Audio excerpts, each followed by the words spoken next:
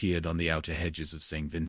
The protective limestone seemed to hold it at bay, but the rot was evolving, eating through the very stone that guarded the seeds.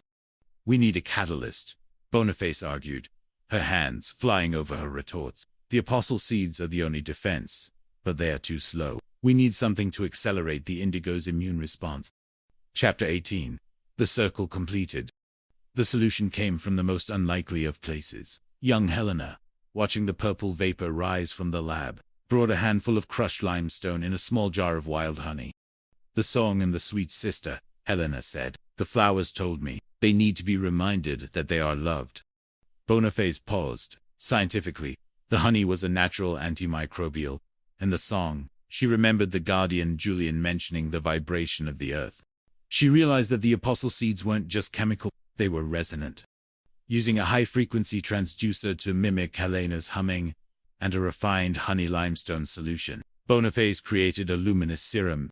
As they sprayed it over the garden, the effect was instantaneous.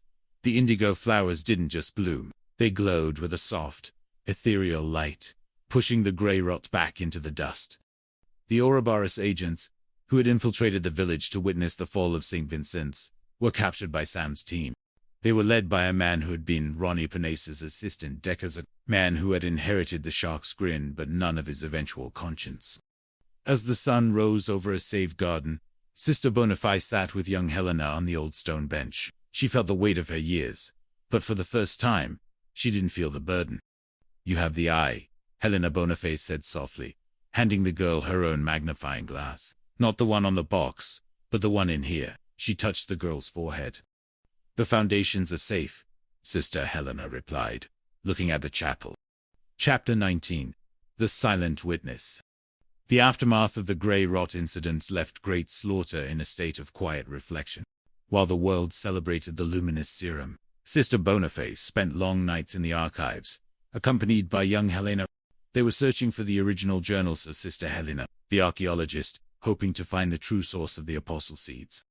One evening, tucked inside the hollowed-out spine of a 16th-century prayer book, Helena's nimble fingers found a hidden compartment. It contained a single, yellowed photograph and a handwritten letter dated 1944. The photograph showed a young Helena standing beside a man in a military uniform. He had a kind, tired face and the unmistakable gaze of a scholar. On the back, it simply said, "For the future of the world. With love, Elias." "Who was his sister?" Helena asked, her voice hushed. "Elias Thorne," Boniface whispered, the name tasting like old secrets. "He was a botanist during the war. He worked on secret project to find natural cures for the soldiers. It seems Helena and Elias found the seeds together in the Middle East.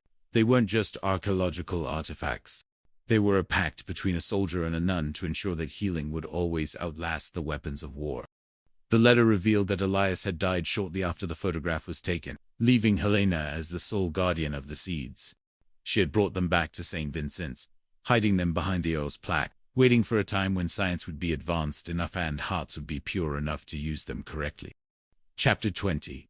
The Trial of the Centuries. The discovery of Elias Thorne's involvement triggered a new legal challenge. A man claiming to be Elias's great-grandson, Arthur Thorne, filed a lawsuit against the deity, claiming ownership of the seeds and all the research derived from them.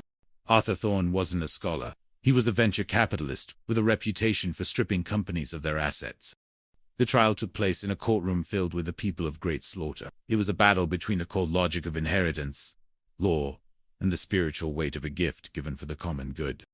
Sam Gillespie, now retired but still a formidable presence, sat beside Ruth in the front row.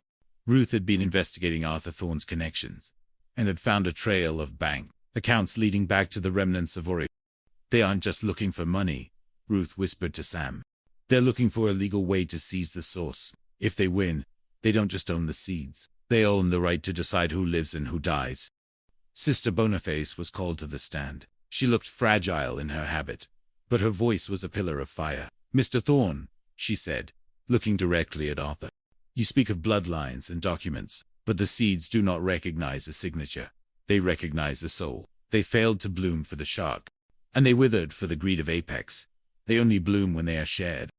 The turning point came when young Helena was called as a special witness regarding the resonance science. She brought with her the small jar of honey and limestone. She explained the song of the earth with a clarity that silenced the room. The judge, a man who had seen too much greed in his long career, made his ruling. The seeds belong to no man. They belong to the sanctuary that preserved them. Arthur Thorne's claim is dismissed. Chapter 21. The victory in the courtroom was celebrated with a quiet prayer in the garden. But as the seasons turned, a new phenomenon occurred. The indigo flowers began to change color. They were turning a deep, radiant gold, the color of the final bloom described in the ancient prophecies Helena had translated. The scent was no longer just ozone and honey. It was the fragrance of every memory of great slaughter, the damp mist, the wax of the candles, and the laughter of the children. "It's time, Boniface," Reverend Mother Adrian said, standing beside her in the laboratory. "The seeds have completed their journey. They are giving back everything they have stored for 500 years. The final bloom released a fine, golden pollen that drifted over the entire valley. It wasn't a cure for a single disease. It was a strengthening of the spirit. People who had been at odds for decades found themselves reconciled. The bitterness that had clung to the Sedgwick name finally dissolved. Even Matthew Sedgwick, now released and working quietly in the convent gardens, felt the shift. He stood among the golden petals, a man who had finally found his home. Chapter 22. The Heart Unveiled. Sister Boniface sat at her desk, finishing the final entry in her laboratory log. She was 90 years old, and her eyes were tired, but her heart was light. Young Helena, now a graduate of Oxford and a renowned scientist in her own right, stood behind her, her hands on the old nun's shoulders. "The secret wasn't in the chemistry, was it?" Helena asked. "The chemistry was only the language," dear Boniface replied. "The secret was the love. Helena and Elias, Sam and Ruth, the town and the convent. We are all part of the same stone, and the stone is finally transparent." As the sun set on the quincentennial +1, the bells of St. Vincent's began to toll. It was a sound that didn't just stay in the valley. It seemed to resonate through time itself. Ruth and Sam sat on their porch, watching the golden mist settle over the hills. They were old now, their hands intertwined, a testament to a love that had survived every storm. "It's a beautiful story, Sam," Ruth whispered. "It's the only story," Ruth's Tom replied. In the laboratory, a light finally went out, but the garden continued to glow, a vibrant, eternal, indigo gold, waiting for the next generation to hear the song. Great Slaughter was more than a village. It was a sanctuary where the past and the future had finally, and forever, become one. Chapter 23. The Modern Sentinel.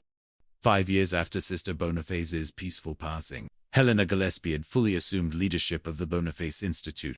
At 25, she was a bridge between two worlds, the ancient, silent halls of St. Vincent's and the frantic, digital noise of the 21st century. The Golden Pollen event had changed everything. The Institute was no longer a village secret. It was a global landmark. Yet, with fame came a more insidious kind of shadow. No longer were the threats just men in suits or corporate sharks. They were digital ghost algorithms, designed to crack the genetic code of the apostle seeds through remote sensing and "They're probing the perimeter again," Superintendent Livingston, Helena said, her eyes fixed on a glowing monitor in the updated lab. Felix, now gray-haired but still sharp, stood behind her. Not the stone walls, but the data servers. "Someone is trying to synthesize the resonant frequency." "It's Ouroboros," Felix replied, his voice a low growl. "They've evolved into a decentralized network. They don't want the seeds anymore, Helena. They want the song that makes them work." Helena looked out of the garden. The indigo gold flowers were quiet, their leaves shimmering in the twilight. She felt a strange vibration in her chest, a low hum that she had felt since she was a child. It wasn't a frequency you could record. It was a frequency you had to live. Chapter 24. The Digital Eye. The attack came at 3 a.m., the hour of the wolf. A massive cyber surge targeted the Institute's cooling systems and the garden's automated misting units. If the temperature rose too high, the delicate resonant balance of the apostle seeds would be shattered forever. As the technicians scrambled to restore the firewalls, Helena did something that shocked them all. She grabbed a simple wooden staff, the one Julian had left behind, and walked into the dark garden. "Helena, get back inside," her father, Sam, called out. He was frail now, leaning on a cane, but the fire of a policeman still burned in his eyes. "They're attacking the logic, Dad."